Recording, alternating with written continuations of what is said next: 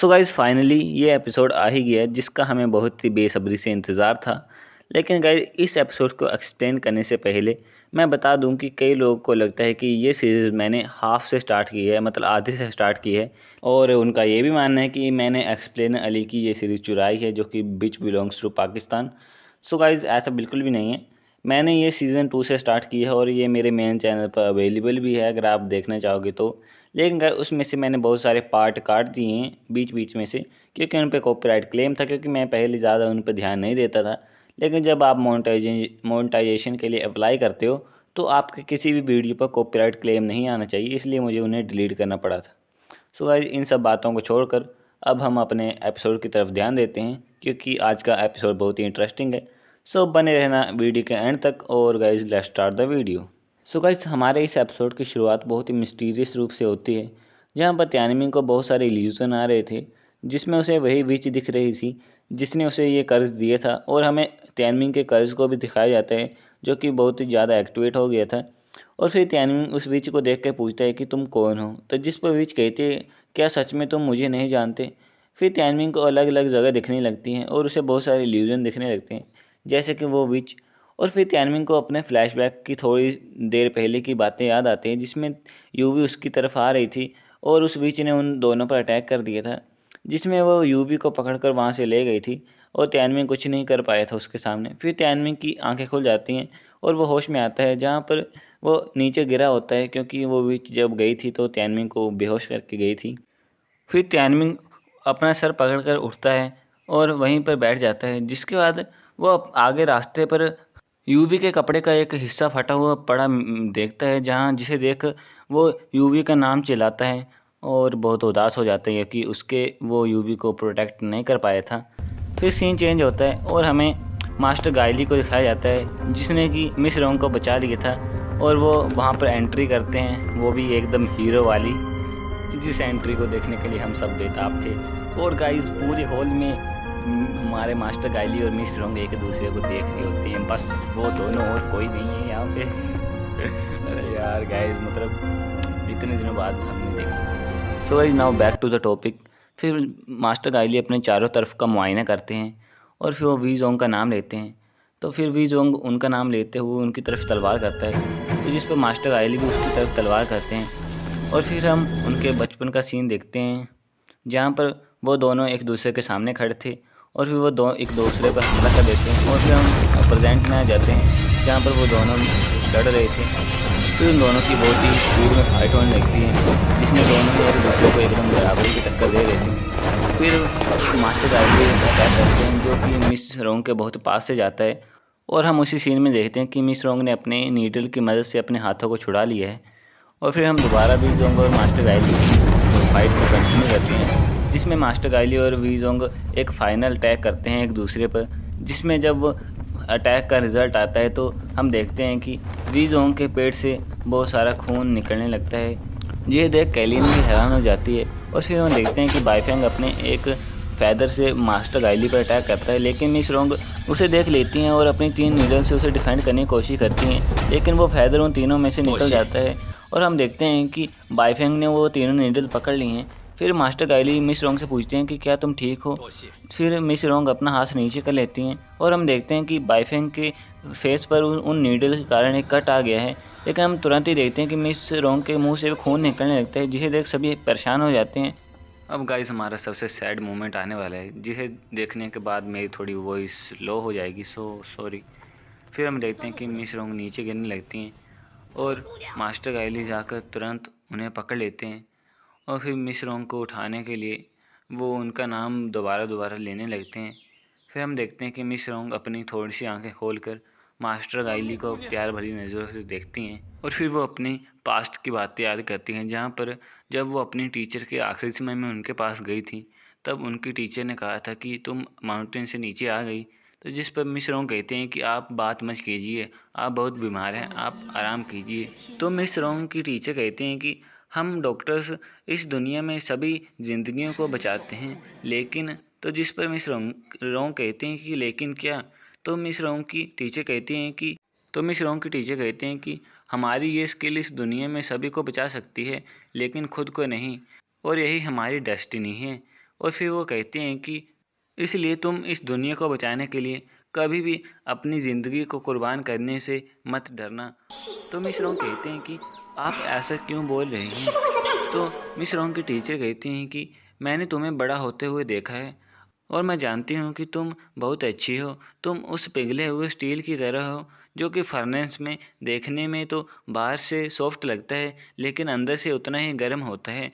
और फिर वो मिस रॉन्ग को कहते हैं कि अब तुम मुझे मरने दो, मैं जानती हूँ कि तुम्हारे लिए बहुत हार्ड है। और फिर वो बताते हैं कि मेरी तुमसे एक और लास्ट विश है। तो मिस रॉन्ग कहती हैं कि टीचर, तो वो बताती हैं कि तुम कभी भी एक स्वॉर्डमैन के प्यार में मत पड़ना।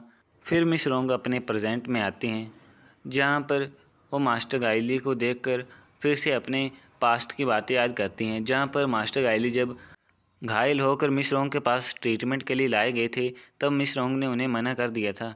और फिर मिस रॉन्ग अपने मन में सोचती हैं कि मैंने अपने टीचर की लास्ट विश को पूरा नहीं किया। और फिर वो एक और बार अपनी एक पास्ट मेमोरी को याद करती हैं जहाँ पर वो ये दिखाने की कोशिश कर रही थी कि उनके मन में मास्टर गाइली के लिए बिल्कुल भी कोई फीलिंग नहीं है, उनके लिए नॉर्मल पर्सन की तरह ही मास्टर गाइली हैं। और फिर वो प्रेजेंट में अपने मन में सोचती हैं कि तुम हमेशा ही मुझे कहते रहते थे कि मैं एक अच्छी लड़की हूँ, लेकिन एक ह्यूमन के दिल को समझना मेडिसिन को समझने से भी ज़्यादा मुश्किल है। और फिर वो अपने सारे पास्ट के मेमोरीज याद करती हैं जहाँ पर जब जब मास्टर गाइली ने मिस रॉन्ग को पकड़ा था तब तब मास्टर गाइली के प्रति मिस रॉन्ग के मन में हमेशा ही फीलिंग रही थी, लेकिन उन्होंने कभी भी अपनी फीलिंग को इजहार नहीं किया था। और फिर वो अपने मन में कहते हैं कि मैं तुम्हारी नज़रों में हमेशा ही एक सिली ग्रोइंग गर्ल रहूँगी। और फिर हम मास्टर गाइली को दिखाते हैं जो कि अपनी सारी पास्ट मेमोरीज को याद कर रहे थे, जहाँ पर मिस रॉन्ग हमेशा ही उसके सामने खड़ी रही थी। और फिर वो कहते हैं कि अभी तो मैंने तुम्हें तुम्हारी सारी हेल्प के लिए रीपे भी करना था। और फिर वो याद करते हैं कि जब मिस रॉन्ग उनका इलाज कर रही थी तब उसने कहा था कि मुझे इस व्यक्ति का इलाज करने पर बिल्कुल भी कोई रिग्रेट नहीं है। और फिर हम प्रेजेंट में देखते हैं जहाँ पर मिस रॉन्ग की आंखों में बहुत ज़्यादा आंसू आ चुके होते हैं और फिर वो कुछ कहने की कोशिश करती हैं। तो मास्टर गाइली कहते हैं कि मिस रॉन्ग, क्या आप मुझे कुछ कहना चाहती हैं? तो जिस पर मिस रॉन्ग मुंह से ना बोलकर अपने मन में कहती हैं कि मैं तुम्हें हमेशा ऐसे ही देखना चाहती हूँ। और गाइज इसके बाद ये इतना ज़्यादा सैड हो जाता है ना मोमेंट कि मैंने जब पहली बार देखा था ना मेरी आंखों में आंसू आ गए थे गाइज, मतलब कैसे बताऊँ मैं आपको। और गाइज इसके आगे स्टूडियो वाले ने भी कोई भी म्यूज़िक या फिर कोई वर्ड का यूज़ नहीं किया है, क्योंकि इसके आगे किसी भी वर्ड की इम्पोर्टेंस ही नहीं है। इतना ज़्यादा सैड मोमेंट है, आप भी ऐसे ही देखो। कोई 2 मिनट की वीडियो होगी, इससे आगे आपको फिर मैं आगे चल के एक्सप्लेन करता हूँ।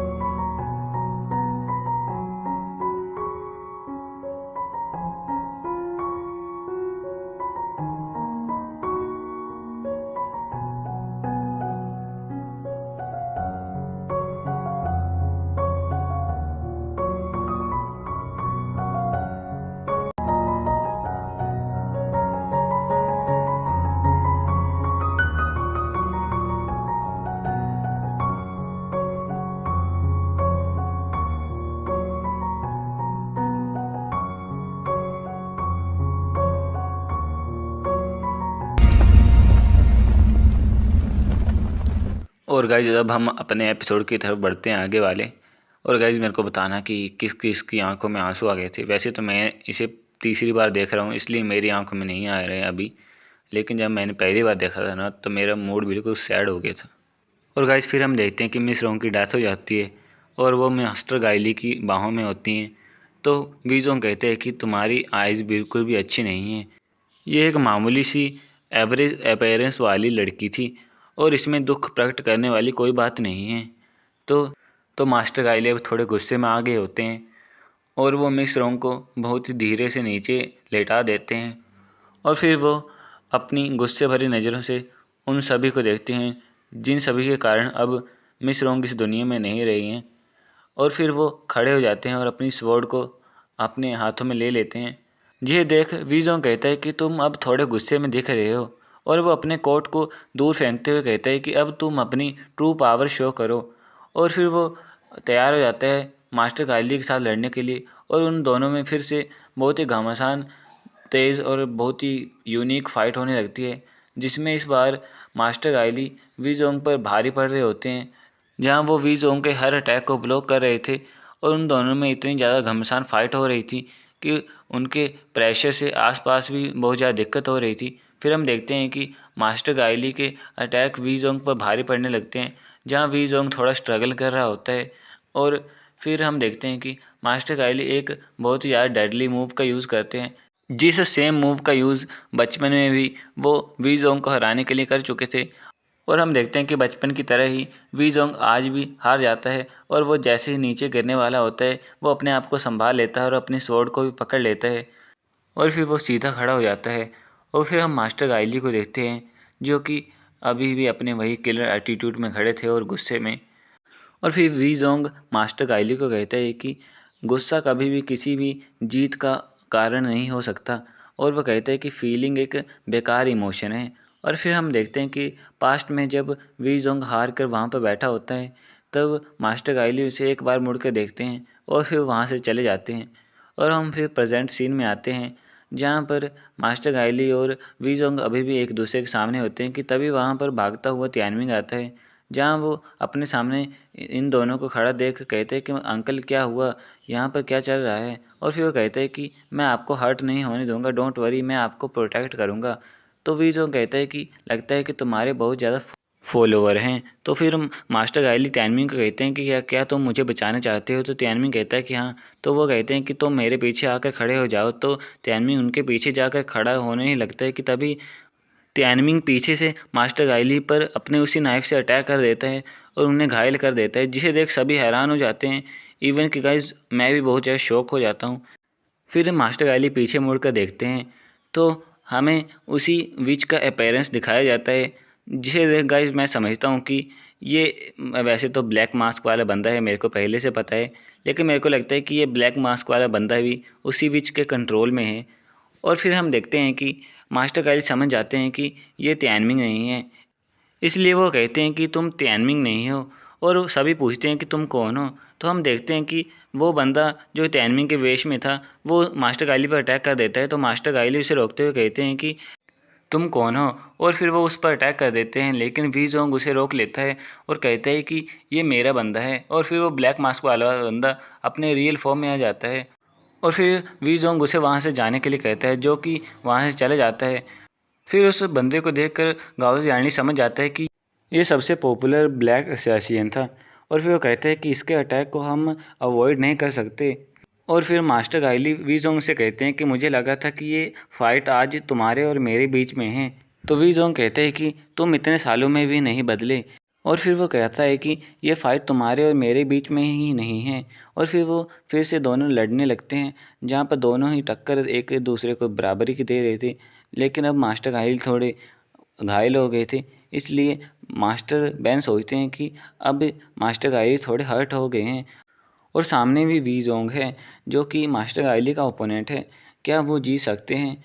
और फिर हम गाओ जियानी को देखते हैं जो सोचता है कि क्या मुझे इसका साथ देना चाहिए, क्योंकि इसने इस सदी के सबसे महान व्यक्ति को मारा है। और फिर वो थोड़ा सोचने के बाद उनके खिलाफ मोर्चा उठा देता है और वो कहता है कि वी जोंग अब तुम्हारे ओपोनेंट हम भी हैं, और सभी लड़ाई के लिए तैयार हो जाते हैं। और गाइज ये मैंने पूरा एपिसोड कॉलेज की एक क्लास को बंक मार के बनाया है, तो इसलिए गाइज वीडियो को जाते जाते लाइक और इस चैनल को सब्सक्राइब कर लेना, क्योंकि अब एपिसोड ख़त्म हो गए और अगला एपिसोड भी जल्दी ही आ जाएगा। So guys see you, tata bye bye तब तक।